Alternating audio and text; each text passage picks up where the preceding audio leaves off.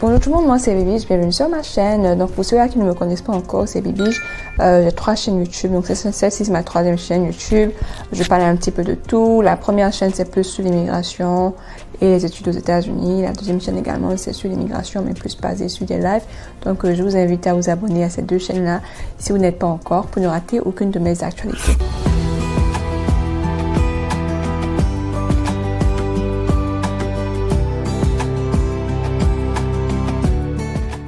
Alors aujourd'hui, je vais parler un petit peu de comment combiner école et boulot aux États-Unis parce que c'est quelque chose qui est très important, ok? Et beaucoup de personnes, surtout les immigrants, quand ils arrivent, bien évidemment, ils doivent travailler et puis également ceux-là qui veulent continuer leurs études doivent faire les deux en même temps.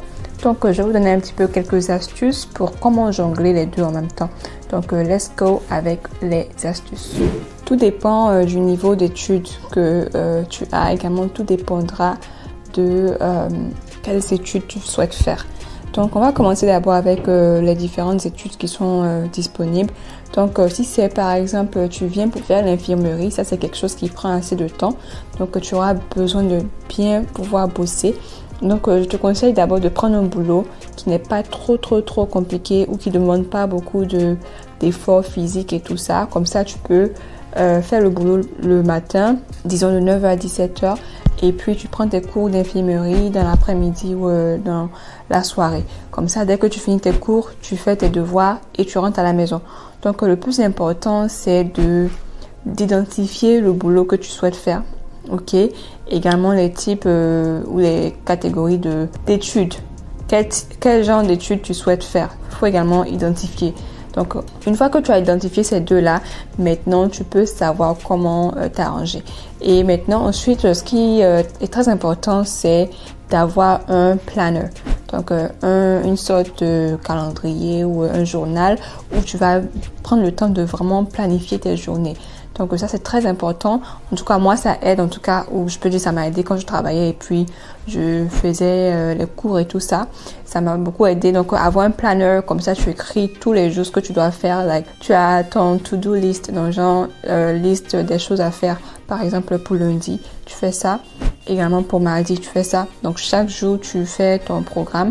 Comme ça quand tu as la liste vraiment détaillée en face de toi, tu sais ce que tu dois faire cette journée. Donc par exemple aujourd'hui, je dois aller au travail de 9h à 17h, ensuite aller au cours de l'infirmerie et après faire mes devoirs. Si tu as une matière particulière que tu dois faire des devoirs qui sont à rendre peut-être le vendredi, tu peux te dire ok, je commence à faire les devoirs aujourd'hui lundi, comme ça d'ici jeudi soir, j'aurai fini. Donc le temps de planifier, c'est très important. Planifier, c'est très important pour pouvoir te permettre d'être organisé et d'avoir moins de stress, de pouvoir être également plus productive lors de ton boulot et également tes cours. Également, il faut avoir un bon support system. En anglais, on appelle ça support system. Donc, c'est en fait une sorte de soutien. Donc, si tu es par exemple marié et que tu as des enfants, donc ton mari doit être vraiment, vous devez parler tout ça. Et il faut que cette personne te soutienne. Voilà. Donc, disons que tu travailles beaucoup et que tu veux également aller faire des cours du soir en infirmerie. Il faut avoir un mari support qui te soutienne. Également, il faut avoir, si c'est le cas inverse, que c'est l'homme qui veut repartir à l'école. La plupart du temps, les femmes sont toujours là pour soutenir. Donc, c'est toujours le côté inverse, les hommes là qui sont un peu réticents. Donc, il faut vraiment, donc, dans les deux cas, soutenir votre partenaire. Également, si vous avez des enfants, prenez le temps d'alterner les différents rôles. Par exemple, aujourd'hui, je ne travaille pas, donc c'est mon jour de repos. Donc, je serai à la maison me reposer un peu. Pendant que tu envoies les enfants, le partenaire envoie les enfants au daycare. Voilà, ainsi de suite. Comme ça, l'après-midi, quand tu ne travailles pas, tu peux faire tes devoirs et puis après aller à l'université. Donc, c'est très important d'avoir un soutien, like a support system, qui pourra vraiment t'aider à achieve your goal, donc à obtenir ou arriver à ton but final qui est de devenir soit docteur ou infirmier tout en travaillant. Bon, je veux dire que en tout cas pour être docteur, en travaillant full-time, il faut qu'on soit honnête, c'est pas possible. Peut-être que tu as un travail partiel, à temps partiel, et que tu vas en école de médecine, là, peut-être ça sera possible. Mais travailler full-time et puis aller en école de médecine, j'en connais pas qui font ça parce que c'est impossible. Déjà, le matériel, les cours qu'on vous donne là, c'est trop pour pouvoir dire que tu auras encore le temps d'aller travailler. Impossible. C'est pour ça que dès le départ, j'ai bien précisé, il faut choisir les types d'études que tu souhaites faire, également le boulot. Donc en fonction de ça, tu sauras quelle filière et quel boulot peut être adapté. Donc voilà un petit peu. Ensuite, la distance entre le boulot et l'école et la maison. Ça, je pense que également c'est un facteur qui est très important. Donc par exemple, si tu habites à Philadelphie et que tu travailles à Philadelphie, ton école, si c'est à Philadelphie également, ça sera très très bien. Ok, bien évidemment, Philadelphie, c'est une très grande ville. Donc il faut que ton boulot, si tu as la possibilité de choisir, hein, faut que ton boulot et l'école et la maison soient pas trop loin.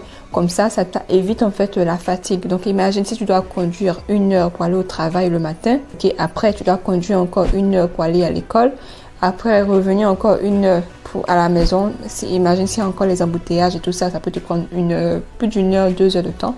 Donc il faut vraiment être stratégique quand tu choisis le lieu de boulot, également l'école, en fonction de la distance avec la maison. Donc ça également, c'est quelque chose qui est très important. Comme ça va te faciliter. Donc si le boulot n'est pas trop loin de l'école et de la maison, tu pourras peut-être après le boulot revenir rapidement à la maison pour te reposer un peu avant de repartir à l'école.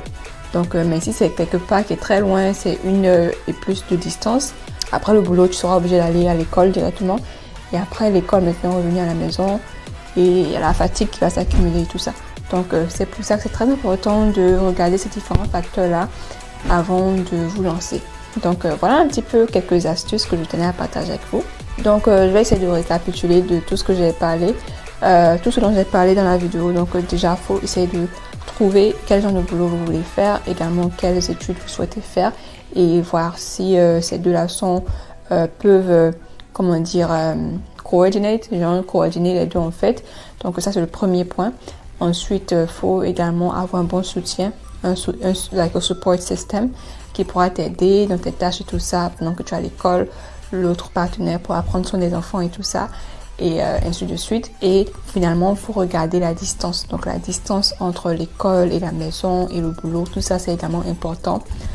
Donc tout ça, ce sont des facteurs qui sont très importants dans le processus pour vous d'obtenir soit une certification ou bien de devenir infirmier, devenir docteur tout en travaillant et tout ça.